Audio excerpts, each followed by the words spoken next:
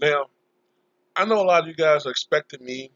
Y'all got your popcorn ready. Y'all expecting me to shit all over James Harden. But see, this is what I was trying to convey to Ghost Town the other day on Tickets Channel, man. I don't particularly care for James Harden, as he doesn't particularly care for Michael Jordan. But at the same time, I don't let my hatreds or my dislikes of people, or at least I try not to, let that cloud my judgment of these people. Okay? I don't like James Harden's game. I think he's a premier chucker. I think that this latest incident just emphasizes more than ever before that he doesn't have the same sheer obsession and commitment to basketball that Kobe Bryant and Michael Jordan and to a slightly lesser extent, the older version of LeBron James have. They are focused solely on championships.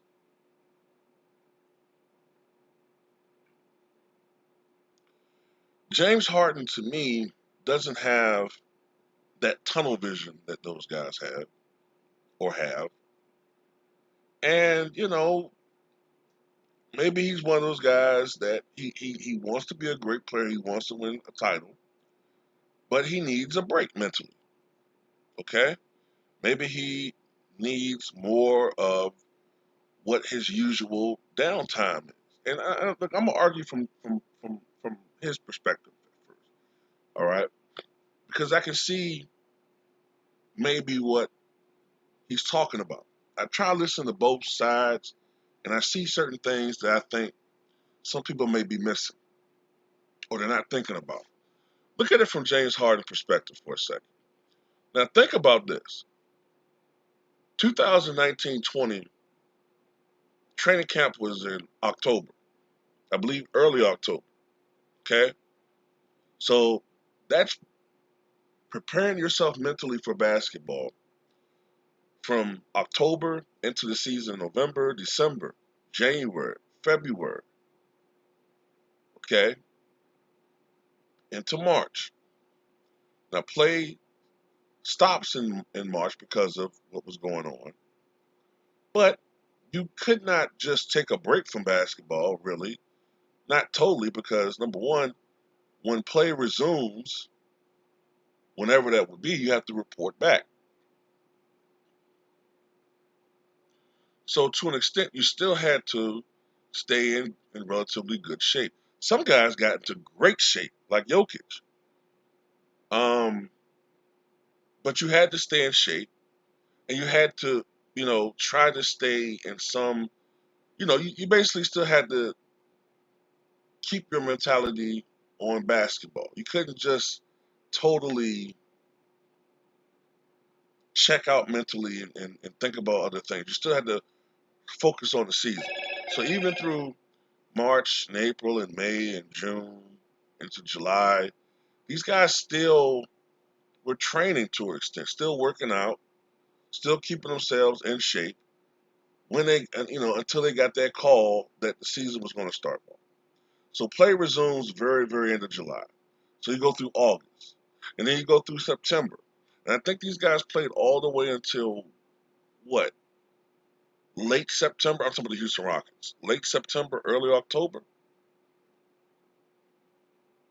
So that's a year of basketball.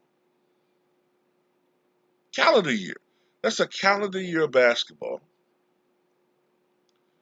And that would be a little bit less than, or just about, what would that be? 2 month break? And then you're right back to the NBA? No, that's kind of, look, the average NBA season, they don't play in June in Houston. But even if they get, eliminated in May, that's June, July, August, September, October. That's at least 5 month a 5 month break of letting your body get out of shape just to recover from the grind of a 9 month season. and then you have to prepare for another season. 2 months is not enough time. Okay. Um, so in that aspect, I understand. Plus, when you consider the fact that he doesn't want to commit to playing with Houston. Apparently, he looks at the Houston Rockets organization now as,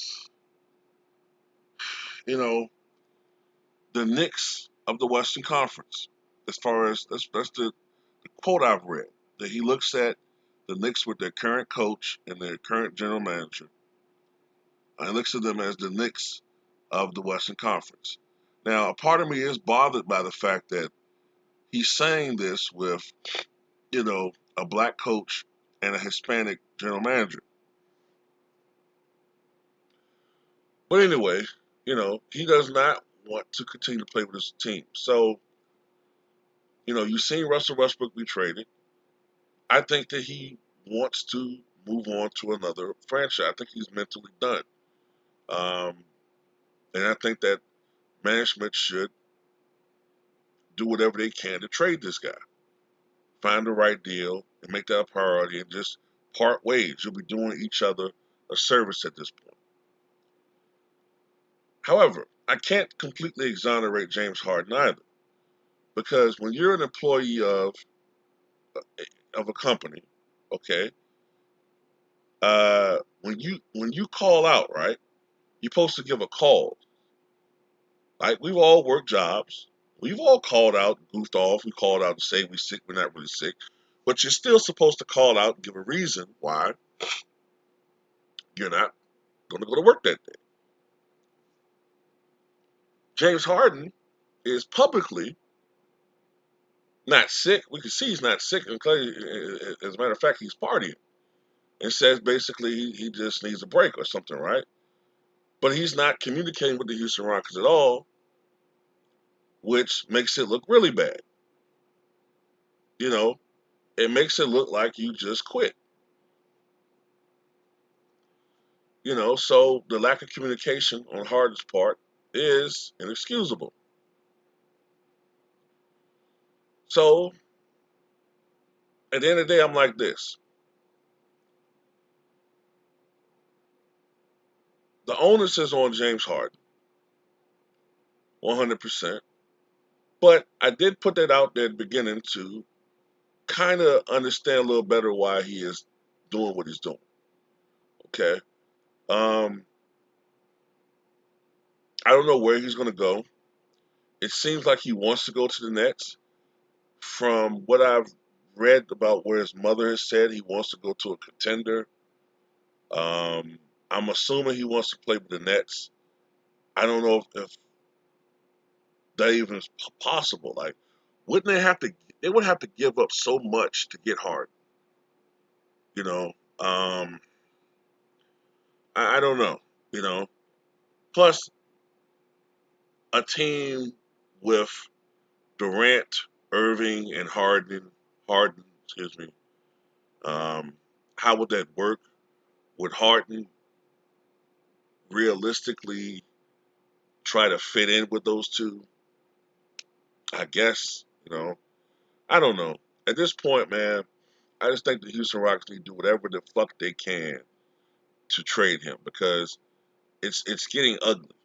It's definitely getting ugly from the internal things I've been reading about what James Harden's been saying and what apparently is falling. What's unfolding before our very eyes. I don't know.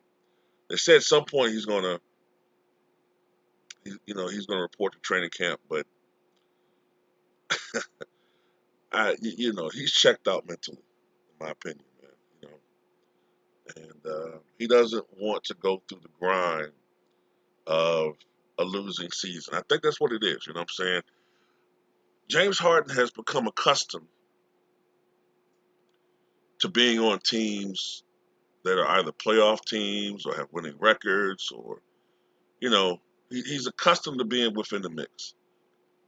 And James Harden, I believe, is over 30 years old now. So at that point, when you get to that age, you're starting to become more concerned about your legacy and winning titles, um, Hall of Fame, all that type of shit.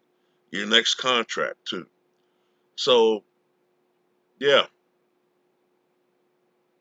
he's definitely not going to win a title with Houston. So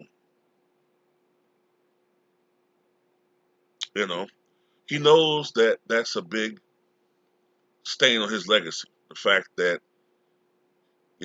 he's a guy that puts up astronomical numbers during the regular season, but during the playoffs, he's been underwhelming.